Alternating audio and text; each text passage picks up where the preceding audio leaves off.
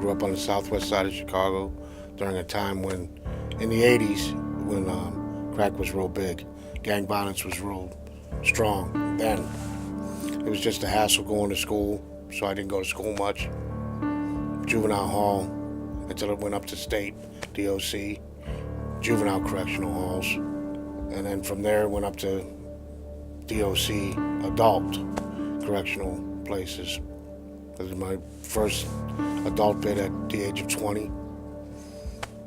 Just, I had influences in and out of my life that talked about God, but I never really focused on it.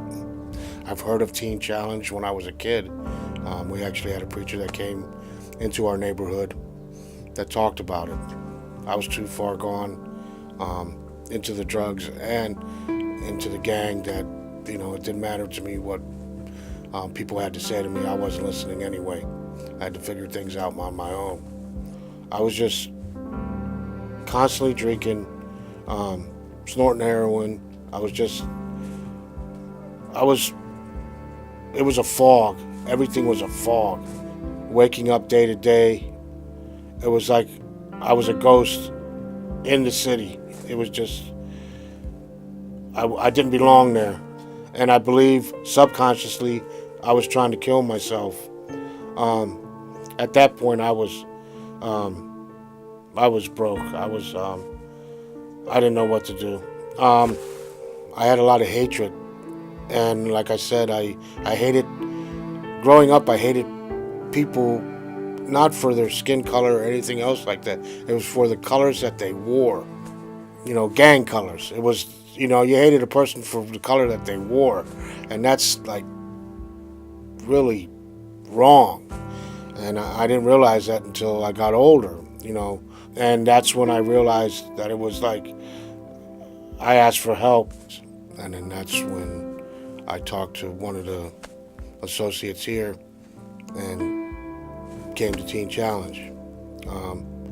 I was afraid at first, didn't know what to expect here. And then being way out here in the country, I was like, wow, I've never been this far in the country before, away from the city and stuff. So it scared me a little bit. But as I started getting into it, into the program and everything else like that, and fellowshipping with what I call brothers now, which it was the fellowship that I kept. It was the people around me,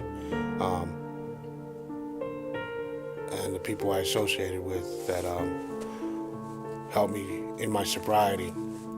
Teen Challenges taught me patience, to actually look inward, and to it actually showed me love, because I went into the hospital, as all of you know, for like a month and a half because I couldn't breathe right. And your prayers, your cards, your sneak-in visits to see me was great, and it showed me what true love and fellowship was about, and it softened my heart, and it made me realize that we don't have to be hateful towards each other, and we don't have to judge one another, and with love you can conquer anything.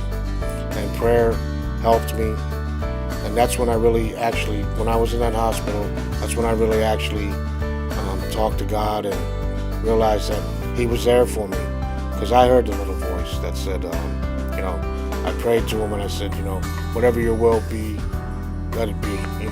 If I'm here to help the next person out, that's fine. If I'm here and you need to take me home, that's fine. But I asked Him not to leave me. And in that moment, I heard the voice say, I've never left you, Freddy. And that's what softened my heart too, and made me realize that, God will pick me up, and He has picked me up. I have blessings that, my health is back. I'm allowed to stay on as an ITP. I got in touch with old bosses, friends of mine.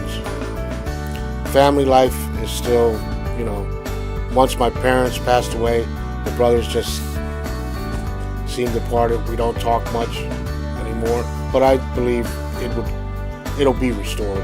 He restored my faith in humanity, that people are people, and there's kindness in the world, and there's hope for people that are like myself. I do believe that. He's always been there for me. Because where I grew up and the stuff I've been through, I should have been dead already. Or life in prison. If you ain't got the right kind of personality or the right kind of stamina to just say, hey, give it up to God, it's going to be rough here for people, you know. I believe if you stay patient, you know, God will help you through this, and don't have God keep tapping you on the shoulder and then, you know, and wait for him to hit you with a 2x4. Listen to the tap first. My name is Fred, and this is my true story.